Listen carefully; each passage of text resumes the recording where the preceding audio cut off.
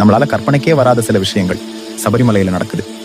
அது நமக்கு தெரியாம இருந்தாலும் அந்த மலையில ஒவ்வொரு இலை அசைவுக்கும் ஒரு அர்த்தம் இருக்குது. முதல் காலப்பொழுது சபரிமலை காடுல கதிரவனோட ஒளி ஒரே வண்ணமா மாறும். அது சாதாரண ஒளி இல்ல, அது ஐயனோட வரவேற்பு ஒளி மாதிரியே. ஐயப்பன் எப்போதும் உயரத்தில் நிற்பது தர்மம் எப்போதும் மேலதான் என்பதற்கான அடையாளம். கருப்பசாமியை எல்லோருக்கும் தெரியும். ஆனா அவருடைய உண்மையான பணி என்ன தெரியுமா? ஐயப்பனின் பாதையை காக்கும் முதல் காவலர். காட்டில் நடப்பவர் ஒவ்வொருவரையும் தெரியாமே பாதுகாப்பார். 18 படிகள் என்கிறோம், ஆனா ஒவ்வொரு படியும் ஒரு அர்த்தம். கோபம், பொய், ஆசை, ஒவ்வொன்றையும் கடந்து மேலே போற சின்ன சின்ன நினைவூட்டல்கள்.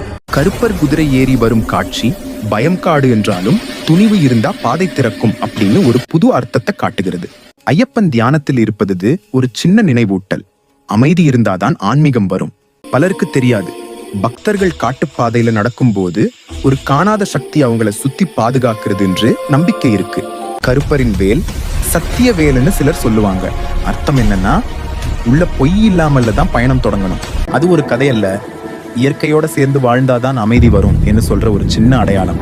இந்த காட்சி சொல்ல வருவது, நீங்க மனசுல நம்பிக்கையோட நடந்தா உலகமே உங்களுக்கு பாதை எதிர்பார்த்து வைக்கும். கருப்பர் கண்களில் கோபம் அல்ல, அது பொய் சொல்றவனையும் உண்மை பேசுறவனையும் உணர்ந்து கொள்ளும் சக்தி.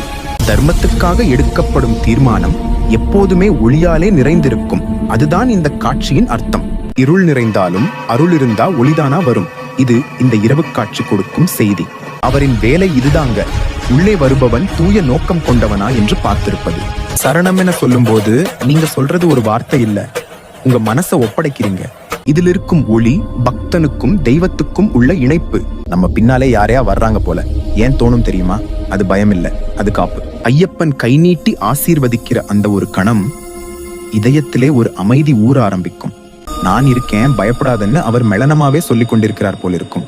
அந்த சபரிமலை காட்டில் வீசும் அந்த மெதுவான காற்று ஒரு நொடி தட்டினாலே மனசு அமைதியா ஆகிடும்.